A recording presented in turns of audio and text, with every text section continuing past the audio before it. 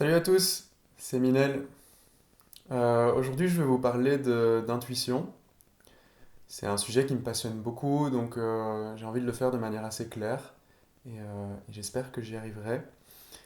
Euh, et pourquoi? C'est parce que je pense que c'est un sens que j'ai beaucoup cultivé dans ma vie et ça me semble assez important en tant qu'être humain de pouvoir se baser sur ce processus psychologique. Il y a plein de super belles choses en fait à découvrir sur nous-mêmes si on se laisse guider dans la voie de la découverte de qu'est-ce que c'est notre intuition et comment elle se représente en fait potentiellement dans notre existence. Et aujourd'hui j'ai envie de vous partager ça.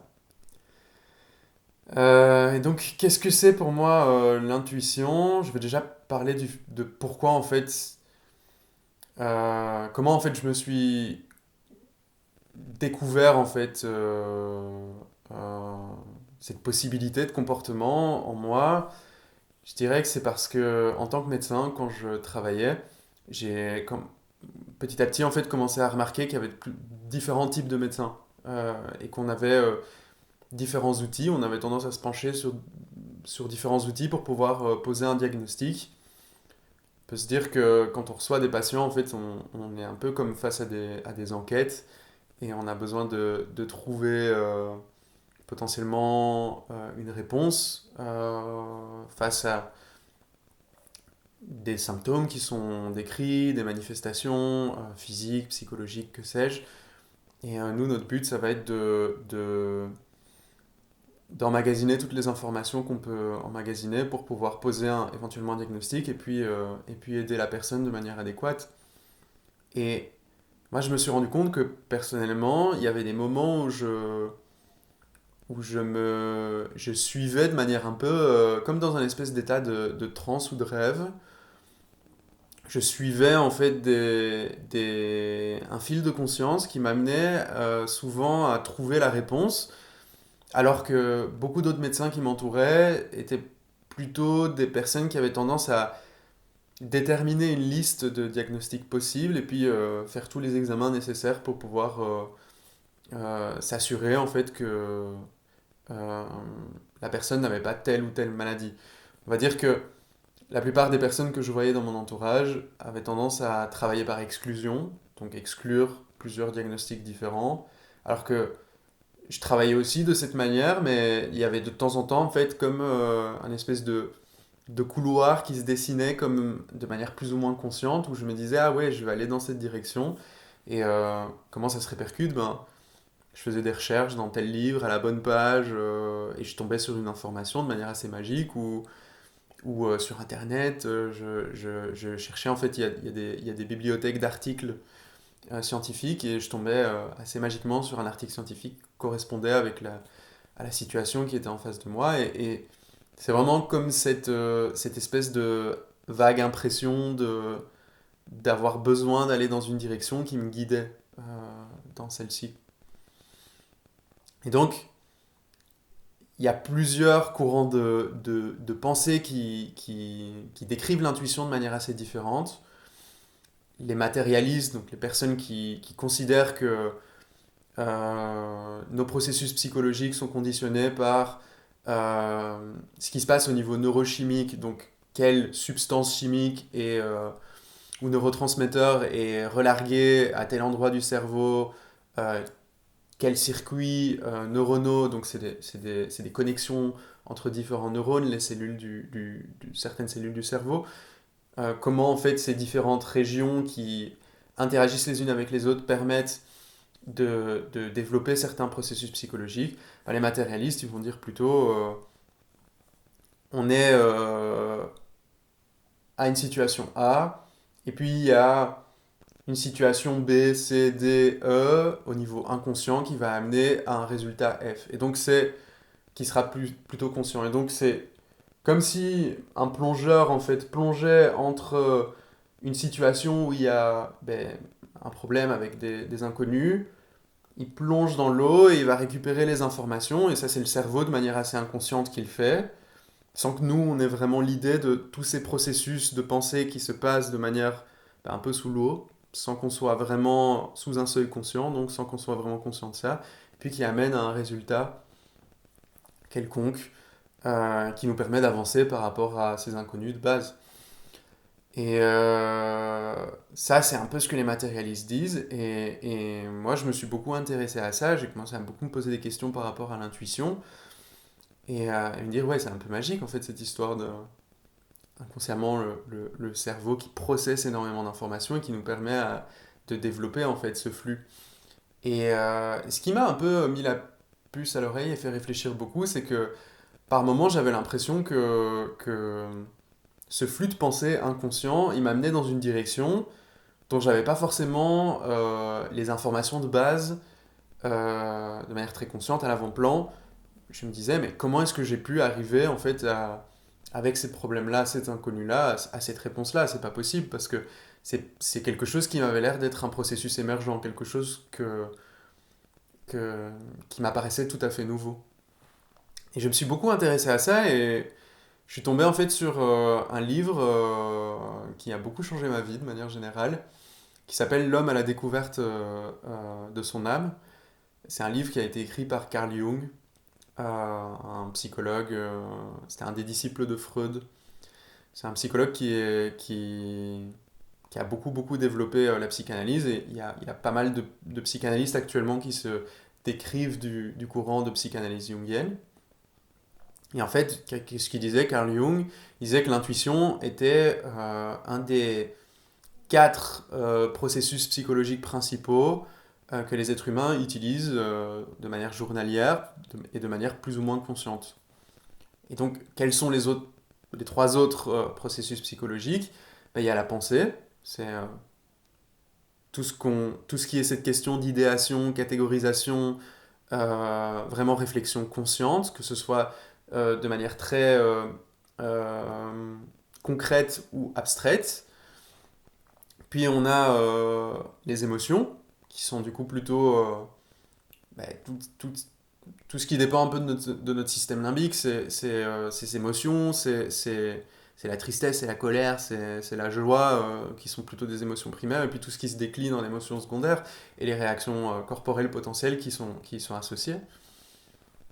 Et puis tout ce qui est du champ de la sensation, ça c'est un autre processus qui dépend plutôt de comment on perçoit en fait avec notre système de sens euh, l'environnement qui nous entoure et comment on en compose une idée de ce qu'on va dire une idée du réel entre guillemets. Et donc c'est notre vue, notre audition, notre toucher, on décline les autres systèmes de sens. Et donc l'intuition qui est le quatrième et qui finalement à notre époque est pas quelque chose qu'on va beaucoup valoriser de manière générale. J'ai l'impression que notre système éducatif nous aide beaucoup à mettre en place un bon rapport avec la pensée. On va avoir un bon rapport avec la sensation de par, euh, je dirais, tout ce qui est activité sportive ou activité créative. La créativité va beaucoup nous... Par exemple, la pratique instrumentale en tant qu'enfant, ben, on va beaucoup nous apprendre une bonne technique, un bon rapport à la motricité de manière générale.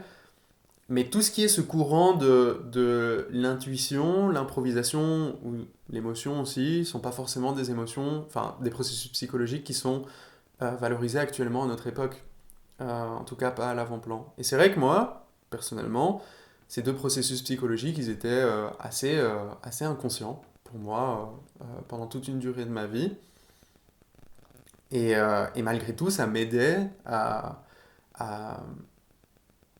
interagir avec une situation, dans mon cadre professionnel qui était celui de médecin, et à poser des diagnostics. Et parfois des diagnostics assez rares, parfois des diagnostics moins rares, ou alors parfois ça me faisait aller vers un traitement plutôt qu'un autre. Et je ne savais pas forcément l'expliquer, mais pour autant, la situation répondait à ce processus-là. Et qu'est-ce qu'il dit d'autre, Carl Jung, par rapport à l'intuition, du coup? À part que c'est un de nos processus psychologiques qui est assez à l'avant-plan. euh, mais en fait, c'est que, au-delà du fait qu'on interagit de manière inconsciente avec euh, nos perceptions sensorielles, ce qu'on a pu voir de manière potentiellement subliminale dans notre environnement, toute cette série d'informations qu'on processe de manière inconsciente, mais en fait, Carl Jung, il dit qu'on va même encore plus loin que ça. Et que, en plus des perceptions inconscientes qui dépendent de notre système de sens et de notre système de sensations, mais il y a toute une série d'informations qui dépendent de perceptions même extrasensorielles euh, qui nous permettent de tirer ces conclusions à partir d'un problème initial et d'un connu initial. Et donc, c'est quoi des perceptions extrasensorielles, globalement et ça, c'est une donnée qui est assez importante. L'idée derrière tout ça et la théorie derrière tout ça, c'est que Carl Jung, il a beaucoup analysé les mythologies de différentes... qui dépendent en fait de différentes cultures. Et il s'est rendu compte qu'il y a des mythes qui sont presque identiques entre des cultures qui ont absolument eu aucun contact les unes envers les autres. Et donc lui, il se questionnait beaucoup par rapport à ça parce qu'il se disait c'est pas possible si, par exemple, le mythe qui chez nous est plus connu comme étant celui de l'Arche de Noé, qui est le mythe du déluge, ben, il est présent dans presque toutes les mythologies qui nous sont connues actuellement, avec des détails qui sont presque tout à fait immédiats. Il y a d'autres éléments d'information. Par exemple, la question de la résurrection du Christ, que nous on connaît dans nos cultures occidentales, ben, c'est un élément mythologique qui est aussi présent dans la résurrection d'Osiris, qui est aussi présent dans la résurrection d'autres personnages en fait mythologiques, dans les mythologies nordiques, dans des mythologies euh, mais plus larges aussi, d'autres régions du monde. Et en fait, se pose la question de comment ça se fait qu'on a un substrat symbolique commun entre des personnes enfin entre des peuples qui n'ont absolument aucun contact sur le plan physique. Et donc, ce que Carl Jung a beaucoup fait, c'est comparer du coup ces différentes mythologies, les unes avec les autres, et puis ce dont il s'est aussi rendu compte, parce qu'il avait beaucoup de patients qui étaient schizophrènes, c'est que certains patients schizophrènes racontaient des délires qui correspondaient à des symboles ou des situations symboliques qui étaient décrites dans des mythologies, parfois qui étaient tout à fait distantes du contexte de vie d'une personne schizophrène. Il analysait aussi beaucoup les rêves de ses patients-patientes et il a commencé à se rendre compte qu'il y avait aussi beaucoup de substrats symboliques, qui, des situations symboliques qui se perpétuaient dans les rêves des personnes et qui aussi correspondaient à des mythes qui étaient qui dépendaient en fait de peuples tout à fait distants de la culture initiale de cette personne. Et ces personnes n'avaient jamais été en contact avec les cultures en question. Et donc, il a commencé à élaborer en fait cette théorie qu'on appelle la théorie de l'inconscient collectif. Alors, c'est quoi l'inconscient collectif? C'est une idée en fait que presque tous les êtres humains, j'aime pas trop les absolus donc je vais dire presque tous, ont un contact avec un substrat d'information qui sort complètement de ce à quoi on a été en contact en fait. C'est comme s'il y avait un espèce de tissu d'information euh, auquel on avait accès à certains moments d'existence et qui sont des informations auxquelles on n'a jamais été en contact en tant qu'individu, par notre perception, par notre système de sens. Et donc, qu'est-ce que ça présuppose? Ben, ça présuppose que les êtres humains sont connectés d'une certaine manière par un plan qui est bien plus large que notre plan d'existence, avec des thèmes symboliques qui nous sont communs en fait, les uns avec les autres. Et que donc, certaines situations, ben, on arrive en fait à les lire grâce à cette lecture symbolique et grâce à ce va-et-vient d'informations entre ben, les données qu'on a d'un point de vue conscient, notre perception, comment on se fait une idée de ces perceptions avec notre système de pensée, comment on interagit émotionnellement avec une situation, et puis tout ce plan qui est bien plus large. Et ça va même un peu plus loin parce que il y a cette idée en fait que toutes ces informations, elles viennent d'un plan d'existence dans lequel tout est déjà advenu hors du temps. Et donc, qu'est-ce que j'ai envie de dire par tout est déjà advenu hors du temps? Ben, en fait, c'est que notre perception consciente d'une situation ben, nous donne l'illusion d'une linéarité du temps. C'est-à-dire que on passe, c'est comme si en fait on était face à une porte qui a une œillère et puis à chaque instant en fait on passe un œil dans l'œillère et ça nous donne une série de perspectives, de perceptions qui nous donnent une impression linéaire, alors qu'en fait hors de cet état de conscience qu'on est en train de vivre, mais en fait tout est déjà advenu dans toutes les modalités potentielles. C'est-à-dire il y a un monde dans lequel ben, je décide de lever ma main droite maintenant. Il y a un monde où, à la place, j'aurais levé plutôt ma main gauche. Et en fait, ça, c'est des petites bifurcations, mais en fait, à chaque instant, quand on pose des choix conscients, on choisit des petites variabilités de cette infinité de mondes qui coexistent les uns avec les autres sur des plans différents.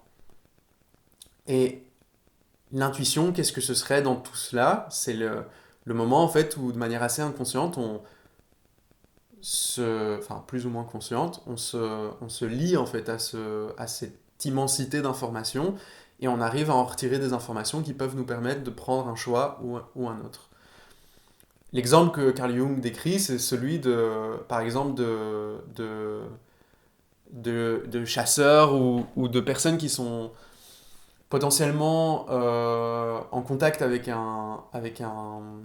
des prédateurs. Par exemple, je suis dans une savane, il y a devant moi un bosquet, et en fait, je vais avoir une espèce de pressentiment, une espèce d'intuition qui va me dire ne va pas dans ce bosquet parce qu'il y a quelque chose qui pourrait arriver. Comme une réponse physique qui me dirait ne va pas dans cette direction.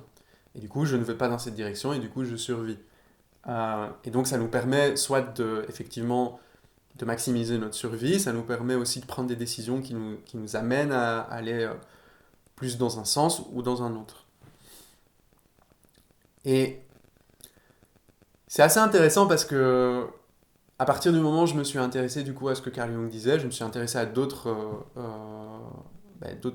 disciplines philosophiques ou culturelles, ou d'autres courants culturels, et en fait c'est assez intéressant en fait de commencer à se poser la question de cette intuition et de comment en fait on peut la cultiver d'une certaine manière, quels sont les outils qu'on peut employer pour essayer de la cultiver, et puis comment en fait cette idée de l'inconscient collectif, ben, elle est présente aussi dans d'autres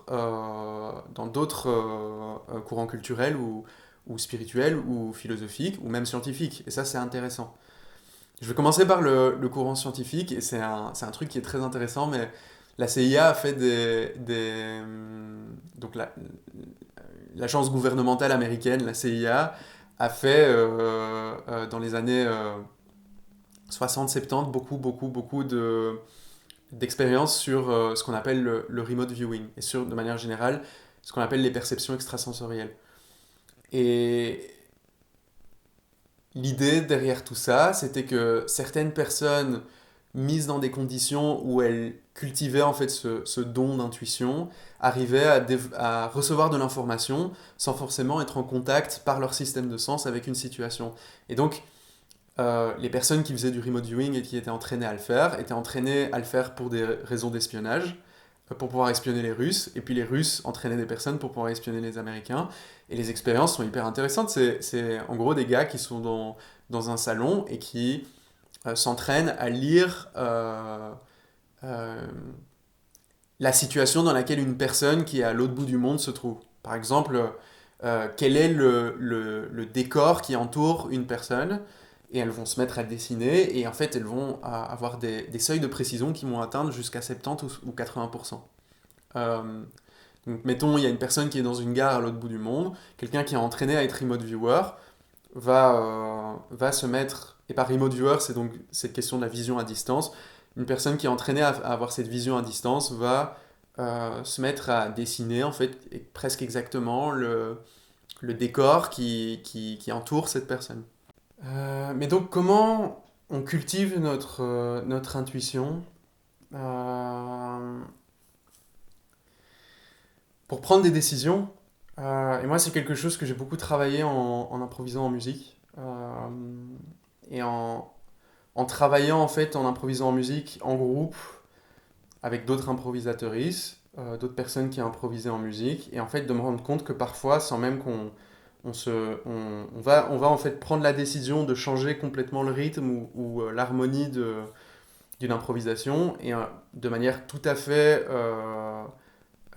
autonome, mais en fait conjuguée, parce qu'on le fait exactement au même moment, on va prendre la décision de changer et parfois sans même se donner forcément des signes, que ce soit en jouant quelque chose qui annonce un break ou en se regardant ou en se faisant un signe de la main. Parfois c'est juste, on suit en fait une espèce de courant de pensée qui va nous amener à passer d'une idée à une autre.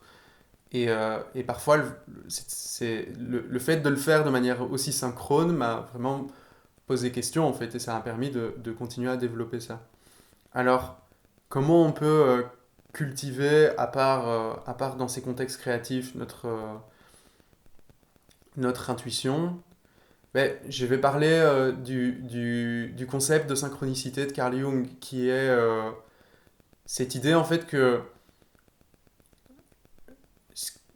en fait, ce qui se passe dans nos champs de pensée va se refléter dans les situations externes auxquelles on va être confronté. Et donc, par exemple, si on est en train de réfléchir à un concept particulier dans notre existence, on va peut-être avoir une succession de deux, trois situations qui pourraient être considérées comme des coïncidences, mais qui en fait vont véhiculer de l'information avec derrière peut-être un symbole. euh, je vais vous donner un exemple que moi j'ai vécu euh, pour vous dire tout ça. Et l'exemple, c'est un exemple qui, ben, en fait, pourquoi maintenant je me fais appeler Minel, qui est en fait le fait que j'ai fait un rêve un jour. C'était un rêve dans lequel je traversais plein d'étapes différentes qui parlaient en fait de situations traumatiques que j'avais vécues par le passé. Et à la fin du rêve, je rencontrais un espèce de petit garçon qui avait à peu près 12 ans et qui me disait ah ouais, moi je m'appelle Minel. Et il était hyper rayonnant, hyper joyeux. Et moi, c'était à une époque de ma vie où j'avais pas encore tant que ça reconnecté avec une espèce de joie profonde que je ressens maintenant, mais avec une espèce de joie et cette espèce de volonté de jouer, cette volonté de créer. Et en fait, je l'ai rencontré dans ce rêve, et puis je me suis réveillé. Et, euh, et j'étais là, mais enfin, c'est vraiment ouf. Ce rêve, il m'a marqué, quoi. Et en fait, dans les jours qui ont suivi, c'était la dernière semaine de travail que j'avais en tant que candidat spécialiste en neurologie. Euh, et donc, je voyais une patiente pour la dernière fois, une patiente avec qui on s'était fort liés, et en fait, elle m'a offert le Petit Prince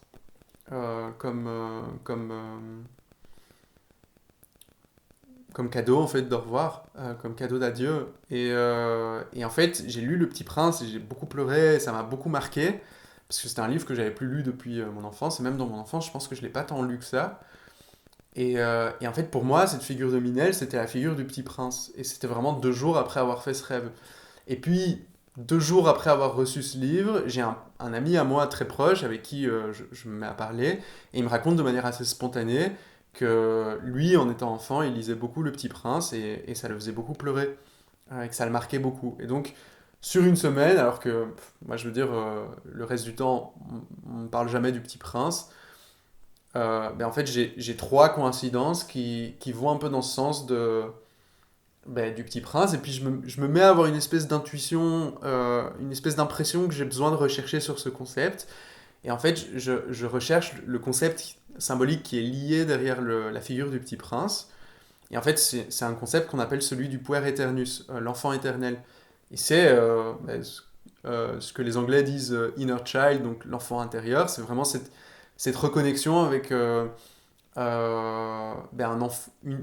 idée de nous, enfants, qui est celle d'un enfant qui joue, qui est celle d'un enfant qui aime, qui est celle d'un enfant qui interagit et improvise avec son environnement, et qui se laisse en fait cette liberté, cette sécurité en fait de le faire. Et c'est souvent un archétype qu'on perd en nous dans l'enfance si on subit des traumatismes, et puis qui peut ressurgir si on les adresse, ces traumatismes, et qui peut nous permettre de nous reconnecter avec plein de séquences d'événements et de comportements qu'on a peut-être perdus dans la guerre, quoi. Dans la guerre de la vie. Et donc, toute cette série d'informations m'a permis en fait de me retrouver face à ce concept. Moi, je me suis du coup dit, ah ouais, c'est peut-être le moment en fait de me reconnecter à ce concept-là. Et en conséquence, ce que j'ai fait, c'est que j'ai une amie qui m'a dit, ah ben, est-ce que tu as envie qu'on t'appelle Minel? J'ai dit, enfin, quand j'ai raconté le rêve, et je lui ai dit oui, et puis j'ai commencé à me faire appeler comme ça, et ça m'a permis de plus en plus à me reconnecter en fait à cette parcelle de moi. Bon, il y a plein d'autres autres informations que je pourrais relayer par rapport à ça, mais c'est pas l'endroit ni le moment, parce que là on parle d'intuition. Mais donc, ces synchronicités, c'est vraiment des séries d'événements qui traitent d'un même thème ou d'un même substrat symbolique, et qui vont amener en fait à prendre une décision ou une autre. Dans mon cas, bah, c'est me faire appeler Minel, et puis faire plein de choix de vie qui correspondent en fait à cette espèce d'idée ou de persona ou de partie de moi en fait auquel je me connecte ces dernières années. Euh, et donc tout ce qui nous permet en fait de ramener de l'information symbolique va nous permettre d'avoir plus d'attention portée sur ces synchronicités. Et donc on peut par exemple noter nos rêves et essayer de voir s'il y a des espèces de fils comme des suivis en fait d'informations et de symboles, de concepts symboliques en fait qui se suivent dans les différents rêves et qui nous permettent d'approcher en fait une réalité qui ne nous est pas encore consciente, une réalité inconsciente, et en fait la faire remonter à des sphères conscientes. Moi, pendant des années, j'ai écrit mes rêves, et je vous conseille de vous dire le soir, si vous voulez commencer à écrire vos rêves, en fait, j'ai envie de me souvenir de mes rêves. Et le lendemain matin, quand vous vous réveillez, première chose que vous faites, c'est écrire vos rêves sur un téléphone ou un carnet. Alors, un autre élément qui permet de ramener euh, de l'information symbolique, tout ce qui est voie de manifestation type tarot, Yi tout ce qui va nous permettre en fait de voir des informations en images et développer par la suite en fait du sens. En fait, l'intérêt des voies de manifestation, c'est d'avoir de l'information à un stade pré-sémantique, donc avant en fait la formation de concepts verbaux, de concepts de pensée. Et donc on va avoir en fait une image devant nous, un symbole, et on va y développer du sens par la suite, un récit, un narratif qui va nous permettre en fait de pousser en fait notre rapport à ce symbole. Et donc ça on le retrouve aussi dans les systèmes astrologiques différents, système astrologique maya ou occidental, grec, enfin gréco-romain, euh, système astrologique chinois, j'en passe. Vous pouvez vous intéresser à plein de choses. Il y a le human design aussi qui est très à la mode là maintenant. Mais tous ces systèmes vont permettre en fait de découvrir des parcelles de nous qui sont peut-être encore inconscientes. Et vu qu'elles sont encore inconscientes, retour à la vidéo sur l'identité, ben, on a tendance à les projeter dans notre environnement, et elles existent hors de nous parce qu'elles existent en nous mais inconscientes. Euh, et donc, qu'est-ce qu'on peut encore employer? Moi, j'aime beaucoup l'utilisation du pendule, donc, le principe est simple, on va prendre un pendule et on va se poser une question, et puis en fonction de si la réponse est oui ou non, ben, on va avoir le pendule, enfin, qui va interagir de manière différente avec euh, notre corporalité, en fait, notre corporalité inconsciente. C'est de la kinésiologie, en fait, de manière générale. Si je me dis je m'appelle Minel, ben, je vais dire oui. et puis je m'appelle Robert, ben non, je m'appelle pas Robert. Et en fait, ça permet en fait de, quand on se pose des questions et qu'on est vraiment dans une espèce de marasme de confusion d'informations, ça nous permet en fait de préciser une réponse et de pouvoir se dire, ben en fait oui, non, aujourd'hui je m'appelle Minel, je suis pas Robert. Ça peut être par rapport à plein d'autres informations. Et ça, c'est un sens qu'on peut développer avec le temps. Si vous avez envie de vous y essayer, vous prenez un carnet, vous notez oui sur une des pages, non sur l'autre, et puis vous prenez un pendule dans votre main, et puis vous posez votre doigt sur oui et puis sur non, et vous verrez que vous aurez une réponse liée au oui, une réponse liée au non, et puis ça vous permet de prendre plein de décisions en fait. Et c'est ça qui est important. Moi, je prends énormément de décisions sur le fait de faire des tirages de tarot, ou que ce soit seul ou avec quelqu'un d'autre, ou en faisant du pendule. Enfin, maintenant, je fais plus du pendule, je fais autre chose, mais je vous en parlerai peut-être plus tard. Mais ça me permet de prendre des décisions qui ne paraissent pas logiques aux yeux des autres. Et pour autant, c'est des décisions qui m'amènent à d'aventures assez différentes et variées et drôles. Euh, et donc voilà. Euh, c'est- Ce sont des manières pour moi de me retrouver par exemple face à cette caméra en train de faire une vidéo. Encore une fois.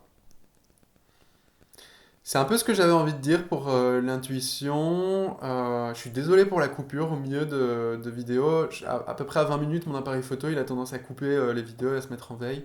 Je vais essayer de trouver une solution pour que ça n'arrive plus. Et oui, si vous avez des questions, n'hésitez pas à vous engager dans les commentaires, n'hésitez pas à m'envoyer un mail, n'hésitez pas.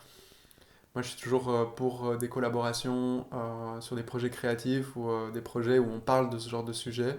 Ça m'intéresse beaucoup.